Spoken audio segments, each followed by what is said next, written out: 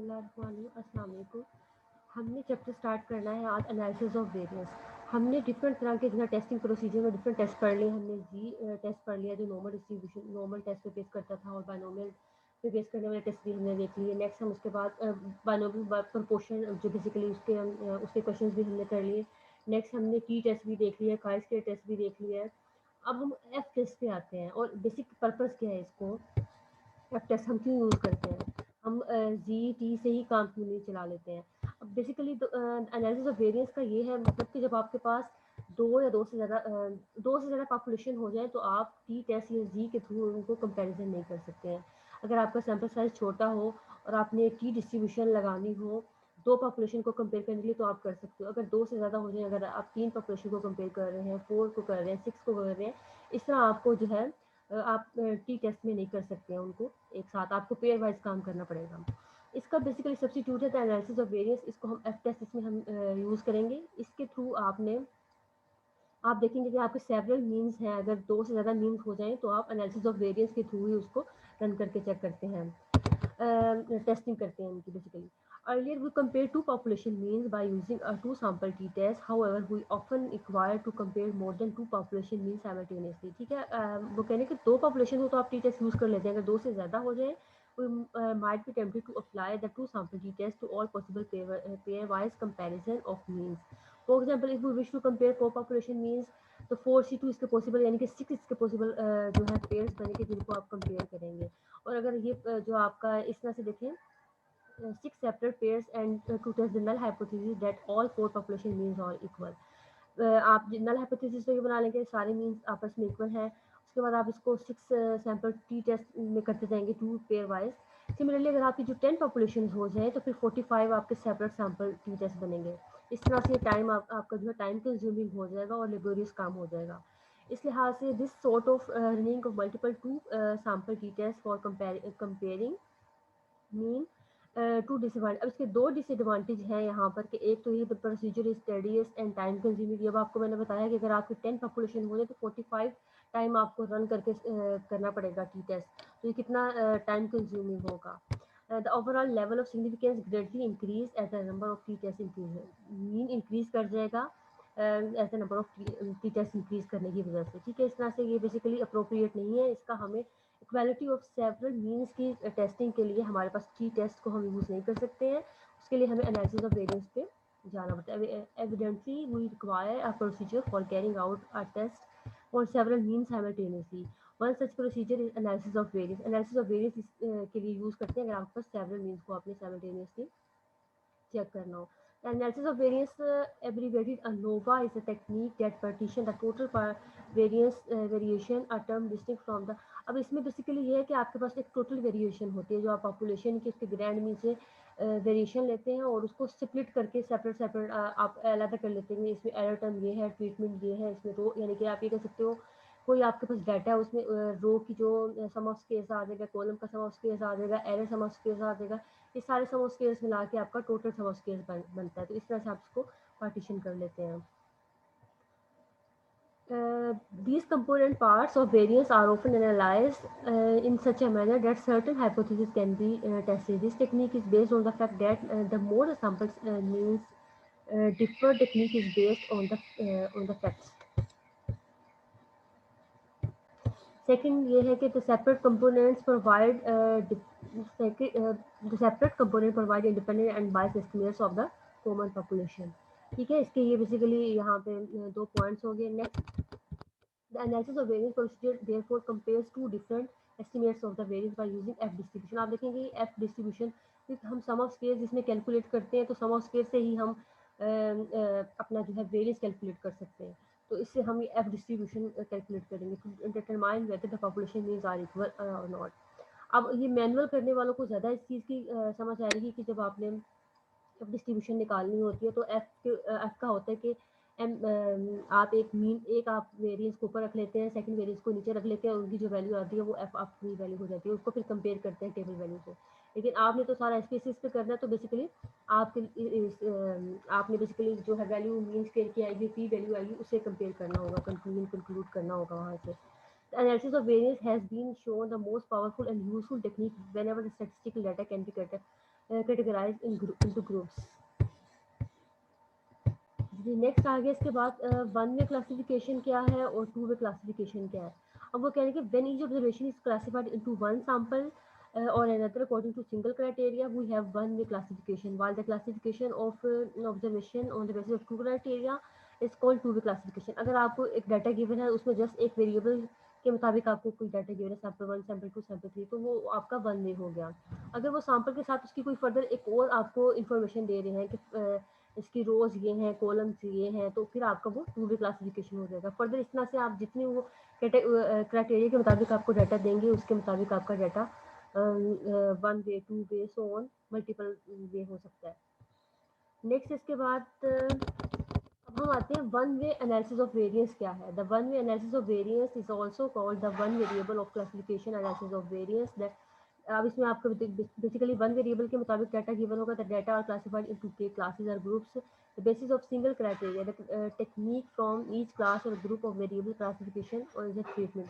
अब जो आपका बेसिकली जो ईच ग्रुप है या वेरिएबल है उसको आप ट्रीटमेंट कहेंगे, ठीक है। मैंने सैंपल कहा ना, sample one sample two sample three, इस तरह से जो आपका बेसिकली डाटा है सैंपल वन सैंपल टू उसको आप ट्रीटमेंट भी कह सकते हो, ठीक है। अभी क्वेश्चन आएगा तो मैं आपको बता दूंगी इसको आप ट्रीटमेंट भी कह सकते हैं। इसमें आपका जो है बेसिकली हाइपोथेसिस इस तरह से बन जाएगा, एच नोट और एच वन इस तरह से बनेगा, ठीक है। इसमें चेंज नहीं होगा हर क्वेश्चन के लिए, बस आपने इन जनरलाइज फॉर्म में ये एच नोट और एच वन इस तरह से डिफाइन कर देना है हर क्वेश्चन के लिए।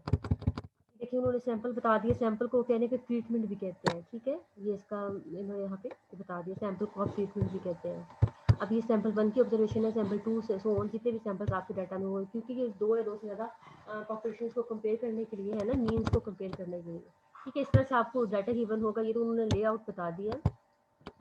अब नेक्स्ट इसके बाद आता है कि सम ऑफ स्केल्स। अब जो है टोटल सम ऑफ स्केल्स को उसके जो है डिफरेंट सम ऑफ स्केल्स में किस तरह से पार्टीशन करते हैं। यहाँ पे देखिए ये उन्होंने कह दिया कि ये टोटल सम ऑफ स्केल्स है। टोटल सम ऑफ स्केल्स की क्यों है, क्योंकि देखिए ये तो इसका बेसिकली होगी ओरिजिनल ऑब्जर्वेशन और ये इसका हो गया ग्रैंड मीन।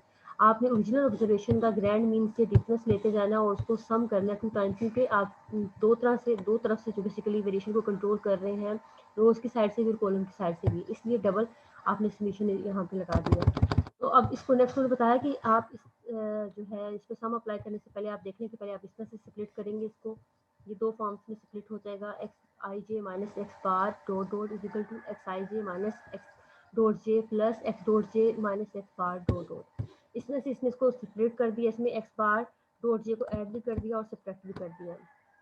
नेक्स्ट दोनों साइड पे सॉल्यूशन अप्लाई कर दिए, सॉल्यूशन आई और सॉल्यूशन जे दोनों साइड्स पे अप्लाई कर दिए हैं। अब ये वाली टर्म जो है आपकी प्रोडक्ट वाली ये जीरो हो जाएगी। ये जीरो कैसे हुई है ये उन्होंने यहाँ पे आपको एक्सप्लेन करके बता दिया। नेक्स्ट इसके बाद आ जाता है इसके बाद यहाँ पे फर्दर उन्होंने बता दी ये तो जीरो हो गया यहाँ पे पुट की, और इस वैल्यू को उन्होंने कहा कि ये इस चीज़ के इक्वल आ जाएगी, उन्होंने स्प्लिट करके। तो फिर आपने फर्दर बता दिया कि टोटल सम ऑफ स्केल्स को जब आप सारा लिखेंगे तो वो इस फॉर्म में आ जाएगा। ये इसकी बेसिकली पार्टीशनिंग होगी।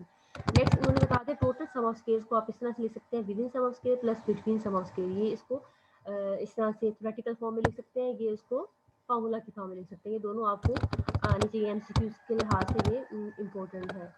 नेक्स्ट इसके बाद एफ इस तरह से होगा कि आपका एक मीन स्क्वेयर जो है मीन स्क्वेयर बिटवीन और मीन स्क्वेयर विद इन यहाँ पे आ जाएगा, ठीक है। इसके बाद आ जाएगा यहाँ से ये उन्होंने बता दिया डिग्री ऑफ फ्रीडम को कैसे स्प्लिट किया। यहाँ पे डिग्री ऑफ फ्रीडम भी आपको ये इस तरह से पता होना चाहिए कि ये टोटल की डिग्री ऑफ फ्रीडम है और ये बिटवीन की और ये विद इन की। लेकिन आपने बेसिकली एसपीएसएस में परफॉर्म करना, तो इसलिए ज़्यादा चीज़ें याद रखने की ज़रूरत नहीं है, बस जो मेन चीज़ें हैं वो कर लेंगे। इसका लेआउट इस तरह से बनता है, ठीक है। आप between samples, within samples और टोटल, और ये है आपका source of variation. Degree of freedom आ जाएगा। Next sum of scales, mean square, computed F, ये सारी चीज़ें आपको एसपीएसएस पे गिवन होंगी और साथ आपको पी वैल्यू भी गिवन होगी जिस पे आपने कंक्लूजन करना होगा। हम नेक्स्ट कोई क्वेश्चन देखते हैं, उसके बाद एग्जाम्पल 20.1 करते हैं। Given the data below, test the hypothesis that the means of three population are equal। अगर ये दो पॉपुलेशन होती तो हम इस पर टी टेस्ट लगा लेते क्योंकि सैंपल साइज छोटा है। लेकिन अब देखिए यहाँ पे थ्री पॉपुलेशन है तो हम इस पे एनालिसिस ऑफ वेरिएंस पे जाएंगे। ये आपने क्वेश्चन में खुद जज करना होगा जब आपको पेपर में आएंगे। Sample one, sample two, sample three और अल्फा आपको 5%। इसमें भी आपने 6 स्टेप्स तो वही करने हैं जो आपने हर एक में करने होते हैं, लेकिन इसमें आपने इन जनरल फॉर्म में यही इस तरह से लिखना है, all three means are equal लिख लें आप, या फिर इस तरह से mu 1 equal to mu 2 equal to mu 3 लिख सकते हो, या फिर ये कह सकते हो all three means are equal, H1 में आ जाएगा not all three means are equal. Alpha आपका 5%, नेक्स्ट मैं यहाँ पे आपको दिखाती हूँ जो क्वेश्चन हमने, बस ये आ गया आपका एक आपने नल अल्टरनेटिव हाइपोथेसिस लिख लिया, लेवल ऑफ सिग्निफिकेंस लिख लिया, एफ में आपने लिख दिया S1 square over S2 square, ये मैंने आपको बताया था ना वेरियंस आपने लिखने होते हैं, तो सैंपल 1 का वेरियंस डिवाइडेड बाय सैंपल 2 का वेरियंस अगर आपने वो विद इन बिटवीन के मुताबिक करना होता है तो इस तरह से आप लिख लेते हैं। नेक्स्ट आपने कैलकुलेशन करनी है, देखिए डाटा आपने ऐसे एंटर करना होगा, क्वेश्चन में आपके देखिए डाटा है ना यहाँ पे, ये आपका सैंपल 1 है, ये सैंपल 2 है, ये सैंपल 3 है, तो आप एक हेडिंग बना लेंगे सैंपल्स की और एक उसके जो है डाटा की। अब सैंपल्स में आपने 1 सैंपल की वैल्यू सारी लिख दी, सैंपल 2 की सारी वैल्यूज लिख दी और उसके सामने उसका डाटा सैंपल 3 की वैल्यूज, और इस तरह से ये 2 कॉलम्स आपने एसपीएसएस में एंटर कर दिए। फर्स्ट में आपका होगा एनालाइज पे, कंपेयर मींस पे, one way ANOVA, dependent list में आपने डाटा को लेकर जाना है, फैक्टर में सैंपल्स को लेकर जाएंगे। अगर आपने पोस्ट होप टेस्ट करना हो तो उसको क्लिक करेंगे, अदरवाइज आप कंटिन्यू कर देंगे। अब इसको देखते हैं एसपीएसएस पे रन करके, डाटा को मैं ऑलरेडी एंटर कर चुकी हूँ, सैंपल 1 की वैल्यूज को 1 उसके सामने डाटा, सैंपल 2 की वैल्यूज उसके सामने डाटा, इस तरह से आपने कर लिया। नेक्स्ट आप जाएंगे एनालाइज पे, यहाँ से आप जाएंगे कंपेयर मीन्स में, वन वे अनोवा पे, यहाँ से आपने डिपेंडेंट लिस्ट में डाटा को मूव किया, फैक्टर में आपने सैंपल्स को मूव कर दिया, और आप यहाँ से इसको चेक कर सकते हैं कि आपने अगर कोई चीज़ जो है चेंज करनी हो तो पोस्ट होप में। अभी मैं पोस्ट होप आपको बताती हूँ कि किस तरह से करना है, पहले तो इस क्वेश्चन को रन करके देख लेते हैं। ओके, अब आपके पास जो है बेसिकली देखिए अनोवा का टेबल बन गया, जिस तरह से मैंने आपको बताया था लेआउट में बिटवीन ग्रुप्स का सम ऑफ स्केयर ये आ गया, विद इन ग्रुप का सम ऑफ स्केयर ये आ गया, टोटल का सम ऑफ स्केयर ये आ गया, डिग्री ऑफ फ्रीडम्स आ गई, इसके सामने मीन स्क्वायर आ गया और एफ की वैल्यू आ गई, और ये सिग्निफिकेंस लेवल आ गया। इस सिग्निफिकेंस लेवल पे आपने जो है कंक्लूजन ड्रॉ करना है कि आपने एक्सेप्ट करना है या रिजेक्ट। अब ये वैल्यू लिखती है, अगर पी वैल्यू आपको पता है लेस देन अल्फा हो तो रिजेक्टेशन नोट करते हैं, लेकिन इस केस में P value less than alpha नहीं है तो हम रिजेक्टेशन नहीं करेंगे, एक्सेप्टेशन नोट करेंगे। अब मैं यहीं पे आपको बता दूं साथ ही, अगर आपका कोई डाटा हो उसमें जो है रिजेक्टेशन नोट हो जाए और आपको क्वेश्चन में वो कहें कि आपने इस पर LSG टेस्ट लगाना है या पोस्ट हुक टेस्ट लगाना है, मैं आपको थोड़ी सी उसकी ओवरव्यू दे दूँ। पोस्ट हुक टेस्ट क्या होता है बायोस्टैटिस्टिक्स में, अगर आपने बायोस्टैटिस्टिक के रेफरेंस से आपको बता दूँ, लेकिन आप ये स्टैट्स में किसी भी जगह पर जब अनोवा रन कर रहे हैं और आपका एज नोट रिजेक्ट हो गया है तो आपने ये पोस्ट ऑफ टेस्ट यूज़ करें। अब पोस्ट ऑफ डिफरेंट तरह का टेस्ट है, उसमें शफीज आ गया, नीमन आ गया, लेकिन आपके कोर्स में LSG टेस्ट है बस सिर्फ। यूजिंग पोस्ट ऑफ टेस्ट आपने अनोवा कैसे करना है, post hoc test are integral part of ANOVA when you use ANOVA to test the equality of at least 3 groups means statistical significant result indicate that all the groups means are equal. However, ANOVA result don't identify which particular difference between pair of means are significant. अब आपने जो है basically pairs की form में देखना। अब यहाँ पे इसको जब आप ANOVA को रन करते हैं तो आपको ये तो नहीं पता चलेगा कि कौन सा ग्रुप सिग्निफिकेंट है। इसको रन करने के लिए जब आपका एच नोट रिजेक्ट हो गया तो आपने देखना है कि इनके दरमियान में किस ग्रुप के दरमियान में डिफरेंस है, कौन सा ग्रुप सिग्निफिकेंट है, तो उसके लिए आपने पोस्ट ऑफ टेस्ट को रन करना पड़ेगा। अब इसको बेसिकली इस तरह से रन करेंगे, LSG स्टैंड आपने आपके कोर्स में है लीस्ट सिग्निफिकेंट टेस्ट या LSG टेस्ट कहते हैं इसको। Difference t test is use to find the significant difference between all pairs of means. तमाम पेयर्स ऑफ मीन्स के दरमियान में आपने ये बताएगा कि आपको कौन से पेयर ऑफ मीन्स सिग्निफिकेंट है। अब सिग्निफिकेंट पेयर वो होगा जिसकी P value less than alpha होगी। अब देखिए यहाँ पे पी वैल्यू अगर 0.05 है तो इससे लेस है तो ये सिग्निफिकेंट पेयर हो गया, ये भी सिग्निफिकेंट पेयर हो गया। जो वैल्यू आपकी लेस देन 0.05 है अगर क्वेश्चन में गिवन है तो वो आपके पेयर सिग्निफिकेंट होंगे। अब ये उस केस में करते हैं जब आपका जो है बेसिकली यहाँ देखिए पोस्ट होप पे मैंने क्लिक नहीं किया था, लेकिन जो हमने भी क्वेश्चन किया उसमें भी हम पोस्ट होप कर सकते थे। ठीक है, अब मैं आपको उसी क्वेश्चन पे करके बताती हूँ, लेकिन उस क्वेश्चन पे लगना नहीं है। जहाँ पे भी एच नोट रिजेक्ट होगा या क्वेश्चन में वो डिमांड करेंगे कि आप पोस्ट होप लगाएं तो आपने लगाना है। एनालाइज पर जाएंगे, compare means, one way ANOVA, यहाँ से सारा सेम ही है। नेक्स्ट आपने पोस्ट होप को क्लिक किया और LSG को क्लिक कर देंगे। अब ये डिफरेंट यहाँ के पोस्ट ऑफ टेस्ट है, शक्ति मैंने आपको बताया था, तकी, डंकन, लेकिन आपके कोर्स में LSG टेस्ट किया जाए। तो कंटिन्यू जो सिग्निफिकेंस लेवल 0.05 है, इसके बाद कंटिन्यू कर देंगे एंड ओके कर देंगे। अब देखिए यहाँ पे आपके पास मल्टीपल कंपैरिजन टेस्ट किसको कहते हैं, एलएसडी टेस्ट या पोस्ट हुक टेस्ट या मल्टीपल कंपैरिजन टेस्ट। यहाँ पे आपको डिफरेंट पेयर्स दे दिए हैं, का 1 का 2 के साथ, 1 का 3 के साथ पेयर, 2 का 1 के साथ, 2 का 3 के साथ पेयर, 3 का 1 के साथ, 3 का 2 का पेयर, और यहाँ पे उसके सिग्निफिकेंस लेवल बता दिए। अब ये देखिए फर्स्ट लेवल है आपका 0.229। अब ये जो है पी वैल्यू से छोटा नहीं है तो ये इनसिग्निफिकेंट होगा, ये भी इनसिग्निफिकेंट, ये भी इनसिग्निफिकेंट, ये सिग्निफिकेंट और ये सिग्निफिकेंट। इस क्वेश्चन पे क्योंकि ये लगता नहीं था, ये उन क्वेश्चंस पे लगता है जिन पे आपका जो है एच नोट रिजेक्ट हो जाए। ये मैंने आपको जस्ट आपके जो है अंडरस्टैंडिंग के लिए बता दिया किस तरह कर सकते हैं। Those pairs of means are significantly different whose p value is less than alpha. और एच आपने हमेशा मल्टीपल कंपैरिजन टेस्ट तब लगाना है जब आपका एच नोट रिजेक्ट होगा, अदरवाइज आप ये नहीं लगाएंगे। LSD test stands for least significant test, is used to find the significance difference between all pairs of means। अब देखिए यहाँ पे ये बता दिए सिग्निफिकेंस बताने का क्राइटेरिया क्या होगा। अगर पी वैल्यू तो आपको सिग्निफिकेंस लेवल यानी कि जो मल्टीपल कंपैरिजन में कॉलम होगा वो वैल्यूज अल्फा से आपकी छोटी होंगी तो वो क्या हो जाएगा आपका सिग्निफिकेंट होगा। लेकिन यहाँ पे आप देखें ये तीनों ये वैल्यूज तो इनसिग्निफिकेंट आ रही है। ये वाला पेयर आपका सिग्निफिकेंट आ रहा है, ये पी वैल्यू आपकी छोटी है अल्फा से, तो ये सिग्निफिकेंट होगी, अदरवाइज ये सारे इनसिग्निफिकेंट होंगे।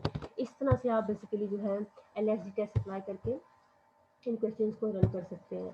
अब मैं आपको इससे रिलेटेड जो है क्वेश्चन मार्क करा दूँ, आपने वो सारे जो है करने हैं और उसको देखने हैं कि ये इनके रिजल्ट कैसे आ रहे हैं। देखिए आप ये एग्जाम्पल है 20.3, इसको भी आप कर सकते हो। इसमें ये सैंपल 1 हो गया, सैंपल 2 हो गया, सैंपल 3 होगा। आप इन तीनों का डाटा एंटर करेंगे, इसको सैंपल्स में इस तरह से रैंक करेंगे 1 1 2 2 3 3 सो ऑन। इस तरह से आप रैंक करके सेम इसी तरह से लगाएंगे। अगर इसमें एच नोट रिजेक्ट हो गया तो आपने इसमें एलएसडी टेस्ट लगाना है, अदरवाइज नहीं लगाएंगे। नेक्स्ट एक्सरसाइज पे मूव करते हैं, वहाँ से मैं आपको मार्क करवा दूँ।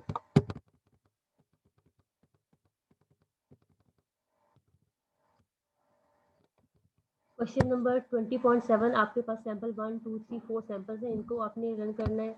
नेक्स्ट आ जाएगा 1 2 3 4, इसमें भी 4 सैंपल्स हैं।